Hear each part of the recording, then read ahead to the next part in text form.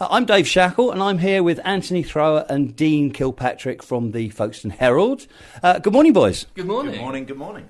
OK, so we're here to talk about the events of 2014 and maybe have a look at what we can expect and what we hope for in 2015.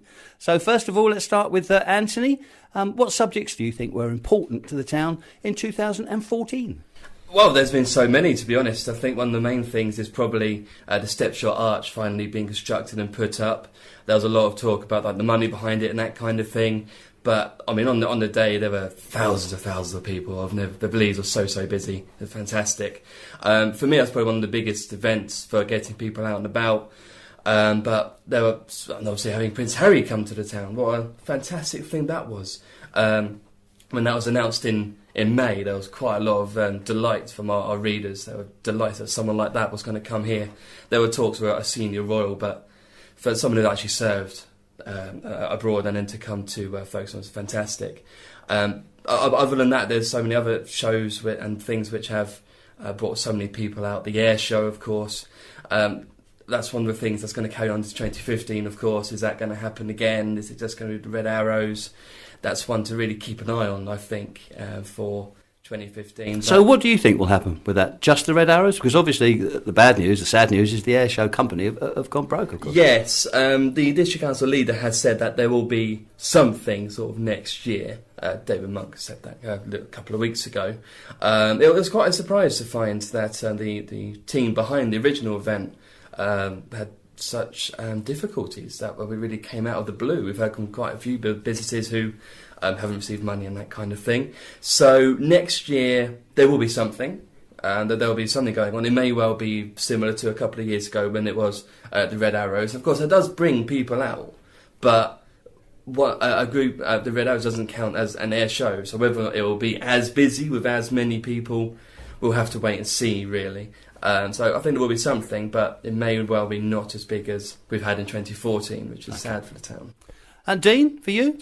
Yeah, I suppose, especially in recent months, the Banksy artwork, of course. I don't think a week goes by without talking about the Banksy artwork.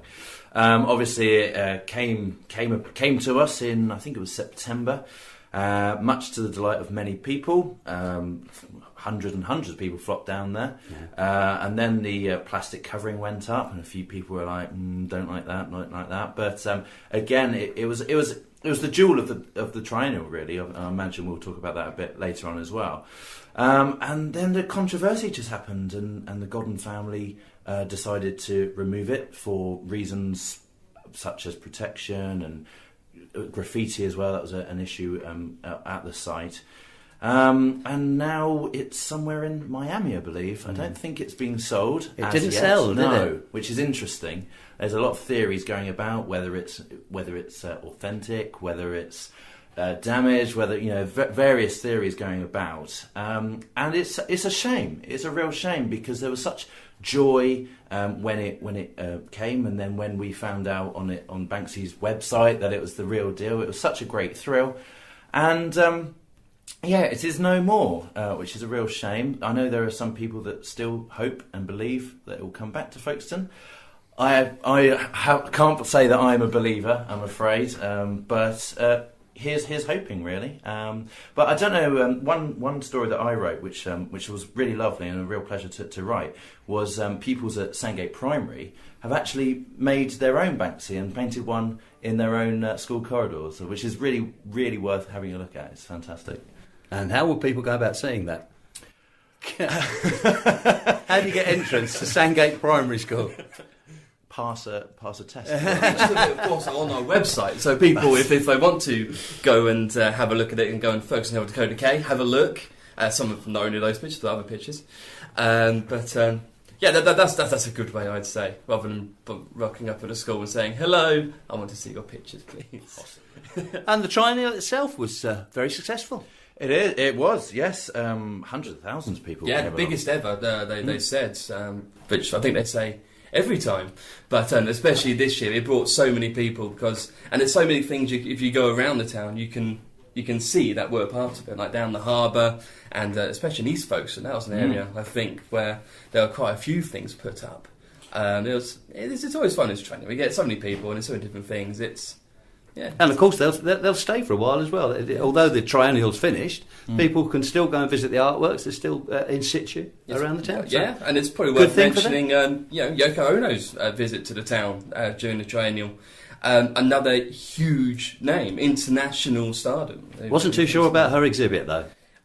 I thought it looked like to me it had been done on Word, but that I'm no art critic. I think it's fair to say, but it's right there at the train station. One of the first things people see. Who am I to say what's art and what's not? This is it. But as Antony picked up on it was very interactive artwork and a lot where you could literally go into the piece and get involved with it emotionally. There was a lot of big names this year, and the national press, the international press, were all giving the big thumbs up to the triennial. So hopefully we'll be saying the same in 3 years' time. Yeah, I mean, anything that brings people to the town's brilliant. And we always go out and we see these people who go to these things, and it's fantastic to see the town buzzing as it is during these big events, because they do come out in their numbers when there's something like that. Can you ever see a point in time perhaps where Folkestone can be compared to somewhere like Brighton, who've regenerated on the back of art? I think a lot of that kind of thing will to do with what happens in the harbour. That's such a huge thing, which is another theme for 2014, as it was for 2013, 12, 11, 10, going back 6 or 7 years. The master plan has had a number of different stages. And now that we've finally had something happening down there with the start of, for all intents and purposes, this pier, which I think is going to be fantastic. If that can get up and running and they get the houses, they get the businesses, and it will put Folkestone back on the map, as far as I can see. We have got all these events which we keep talking about and reporting on, so we're having this thing. We just need to get the people here to come to Folkestone and see it is a great town. Okay, well, let's take a break for some music and then we'll come back and chat again. Okay, so Dean, what else have you got for us?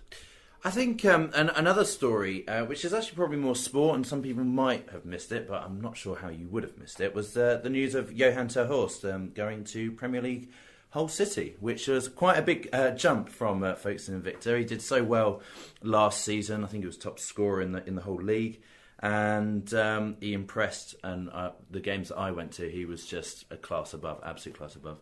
And he got his dream move to Hull City in April. And he's doing well at the I think it's the academy that he's at the moment. He's only a young boy. He's got a lot of talent, a lot of potential, and I'm sure he will develop even more in the future. And it was a great news, and it was also great for Invicta to be recognised for what they've done for him over the time he was there. I believe some of the plan for Johan is to loan him out to a championship side. I don't know whether that's happened yet, but there is talk of him going. It hasn't as yet, but I'm a Chomp follower, and I know he's a Chomp fan. So there you are then. We need a striker, so match made in heaven, so to speak. It says a lot that there were so many Premier League teams looking at him, weren't there? There was Swansea and Stoke, I think, were going down to see him. So he's got a lot of talent, that boy. A lot of talent. And hopefully he'll do well. You can even play as him on FIFA. Yeah, FIFA 15. Oh really? Yeah. Yeah. I haven't signed him yet, but I did on loan. He's not bad. He's not bad. He's got a finish on him. Okay, Antony, for you? Well, I think one of the things that has rumbled on over the course of the year is Kent County Council's decision to turn off so many of the lights during at night. We've had numerous stories from across the district, not just Folkestone, but Hythe and the Marsh, of people saying how dangerous and iffy it is driving along and it being so dark. It makes such a difference. Now it's David Brazier's decision to do that, which has not been particularly welcomed by many people.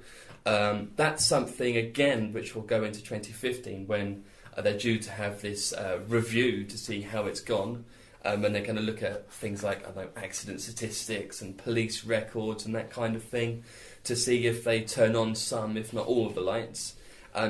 Probably unlikely to turn on all of them, as they're trying to save a considerable amount of money, tens of millions, I believe, to try and... That's the reason behind turning off the lights. It wasn't just to annoy people, it was also to save some cash.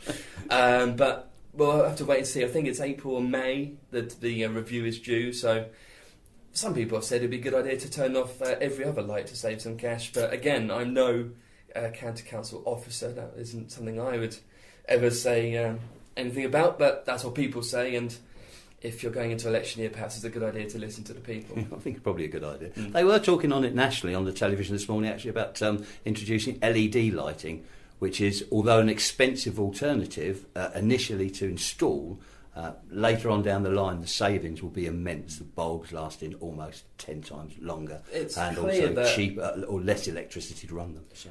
It's absolutely clear that what they're doing at the minute isn't what people want. They don't want, especially if you've got people visiting, like the marsh. If you're driving between some of the towns down there, the roads are winding, and if you don't know them too well, I mean, some of it's national speed limit. People go at those speeds, and some of those corners are iffy. Yeah. And you've got to have something there just to light the way. Is it me as well? But when I drive at night now, and I've got a lot of friends down the marsh, and I drive down there quite often, and that's the lack of cat's eyes in the road these days. I mean, they used to be amazing, and now they're just not replaced. Or no, it's quite shocking, isn't it? Yeah, it is. It's such a subtle little thing in the road, but it does help immensely. So, yeah, if you're not going to turn the lights off, give us something. Yeah, put some cat's eyes down. Yeah.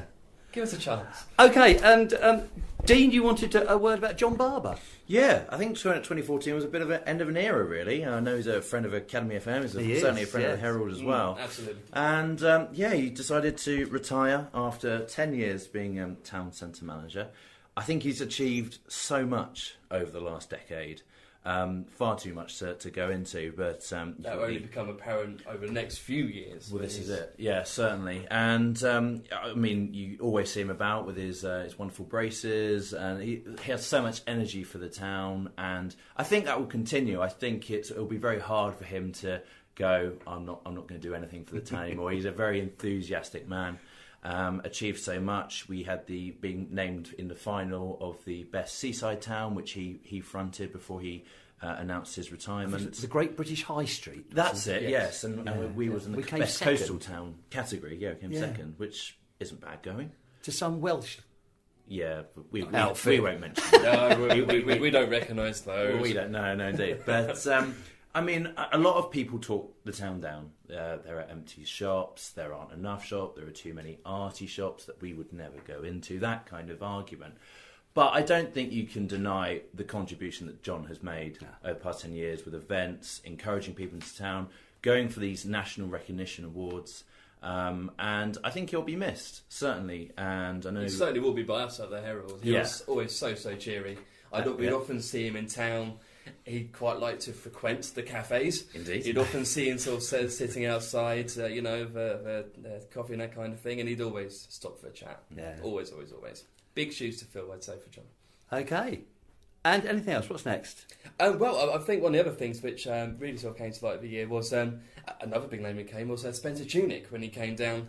I don't think there's been too many people videoing naked people down the harbour. I think that's probably, I don't know, certainly for me it's the first time I've seen that, who knows, but that really caught the imagination because that was Folkestone, and we were up against some big places. Brighton was one, I can't remember, I think there was a third, I can't remember who it was. Hastings, I believe. Was it Hastings? Or something like that. So places who are recognised, especially Brighton for its, it's that kind of thing, and through sheer numbers of voting, Spencer Tunick came here. And before you knew it, people were whipping off their clothes, going down to the harbour. And you included? Oh, sad. No. Sad.